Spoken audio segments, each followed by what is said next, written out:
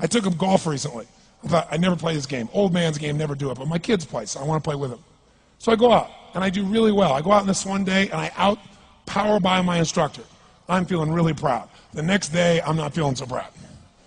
I keep putting the ball in the water again. I'm so frustrated. Put down another one. Put down another one. I don't care. I don't care what my score is. Let's do it. And finally, I was getting frustrated. He's going things like, ain't it a bitch? This is golf. And I'm going, bull. I said, you're a terrible instructor. I said, because I should at least be consistent at whatever shitty level I can achieve. I said, I know I'm not Tiger Woods, but I should be able to be consistent, and you're just telling me that it's difficult. Telling me it's difficult is not helping. Tell me what to do. He said, well, actually, you're only a little bit off. I said, could have fooled me. He said, no, you're about a millimeter or two off. I said, you're joking. He said, no, watch this. He said, I didn't teach you this yet. He said, when you approach the ball like this, he said, if you change the angle that you're attacking this just 1 or 2 millimeters, in the very beginning, do you see how that changes the arc? This one, instead of being on the green, by 1 millimeter, now you're in the water. 1 millimeter over here, you're in the sand. And he said, and also you're hitting the ground by 1 millimeter sometimes. You're not stroking it, just 1 millimeter. I thought, what a great belief system that when all hell's breaking loose and nothing's working, that you're only 1 millimeter off. Because most people think it's impossible, so they give up. Isn't that true? And in real life, it's true. So 2 days later, I'm going to see one of my clients. I do a lot of coaching, and I have a man who's the top plastic surgeon in the world. He's going through some tough times in aspects of his life. But this is a guy that gets paid by Sultan of Brunei $1 million to fly over and do 3 people's faces. He is the #1 plastic surgeon in the world. He can make anyone who's ugly look spectacularly beautiful. He showed me pictures of a woman who's 84 years old. He made her look 40 and gorgeous, no exaggeration. But you know what? I'm waiting for him in his office, and he's still in surgery. So he's got a new book he's creating to teach other surgeons around the world. And I'm going through, and it's got pictures of, the top 100 supposedly most beautiful women in the world's faces. And then men. I wasn't paying attention to that one. I just kept turning the pages, right? But I noticed something. He's got all these measurements. And he has mathematically calculated what it takes to make someone look gorgeous, man or woman. And it's a few millimeters. Interesting. For example, on a woman, the distance between the top part of your lip and your nose, this little distance, the measurement of that, if you're beautiful, gorgeous, is the same size as your eye. If it's 1 millimeter more, you have an average face. If it's 2 millimeters more, you are butt ugly. Okay. The difference between butt ugly and gorgeous is 2 millimeters. He's got about a dozen of these little 1 or 2 millimeter changes he makes, and it's a different person. It is unbelievable.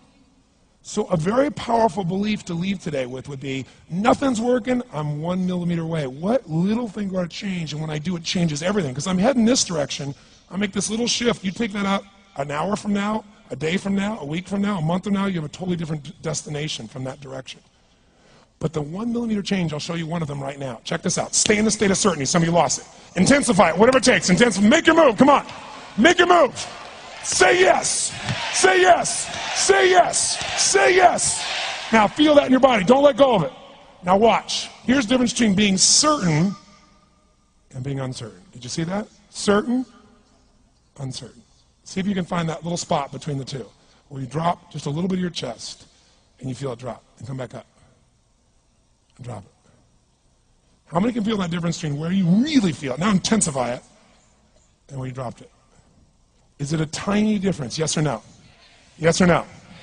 Now, could you condition yourself to feel great in this state? Yes or no? So what I want you to do is give yourself that opportunity. So the way we're going to do is very simple. We're going to go in a peak state. And then we're going to train ourselves. Because guess what? If you're in this state of certainty, and all hell's breaking loose in your life, people can't figure out, you go, move, I'll handle it.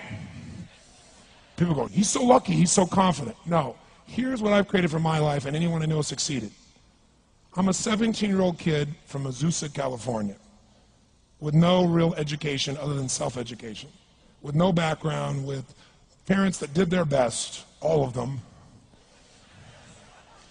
with no money, but I did one thing. I loved people, and I had an enormous demand I made upon myself, and I sculpted my mind and my emotions to get me to do whatever it would take to achieve and to contribute. But to do that, I did it by using my body and changing my focus. I did it by putting myself in a peak physiology and using what I call incantations. Can you train yourself to believe something, yes or no? Absolutely. How many of you have ever made the fatal mistake of going to Disneyland or Disney World, and while you're there made the fatal mistake of going to a ride called It's a Small World After All? What happens for about a week after you're out of that damn place? You're still singing this thing in your head in 24 languages, right? Well, let me tell you something. How many of you have things when you want to go achieve them and this part of your voice goes, oh, it's not going to happen, or forget it? How many got a voice that sometimes interrupts that good pattern? Say I. And what you want to do is train a new one. So starting when I was 17, I started doing incantations, not affirmations. Affirmation, you go, I'm happy, I'm happy, I'm happy, I'm happy, I'm happy. What's the problem? You haven't changed your what? Your what? Physiology. If you don't change your physiology, you won't get anything. So an incantation is not only you speak it, but you embody what you're saying with all the intensity you can. And you do it with enough repetitions that it sticks in your head. Like It's a Small World, now the conversation in your head is always the same and it gives you what you want. So you use your body and your voice.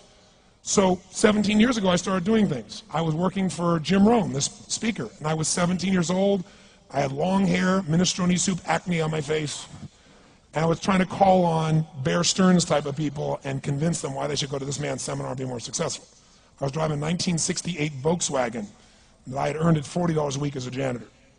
The only way I did it was park far from the building and then go in, and I love people and I believe, but I put myself in state, and I was able to influence people that were far more successful than I was at the time.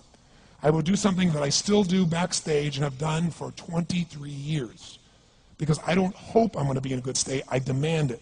So I do an incantation using my whole body. I'd say, I now command my subconscious mind to direct me in helping as many people as possible alive today to better their lives by giving me the strength, the emotion, the persuasion, the humor, the brevity, whatever it takes to show these people and get these people to change their lives now. And I would do that literally driving in my Volkswagen to a meeting in LA on the freeway for 40 minutes. People are looking at me, I'm screaming at the top of my lungs. They're going, I know he's a serial killer. I know he is. But by the time I entered that room, when two people meet, if there's rapport, the person who's most certain will always influence the other person. And I was totally certain, and they were trying to get revved up to certainty. Do you agree with this? Yes or no? I do another one because I was poor. I changed my mindset. I kept doing things, but I never got beyond it. I'd say God's wealth is circulating in my life. His wealth flows to me in avalanches of abundance. All my needs, desires, and goals are met instantaneously by infinite intelligence, for I'm one with God and God is everything. And I would imagine the abundance of my life, and I would feel so grateful. And a year later, I went from making $38,000 a year to making $1 million a year in 1 year. Because successful people do what failures won't. You follow me on this? You know?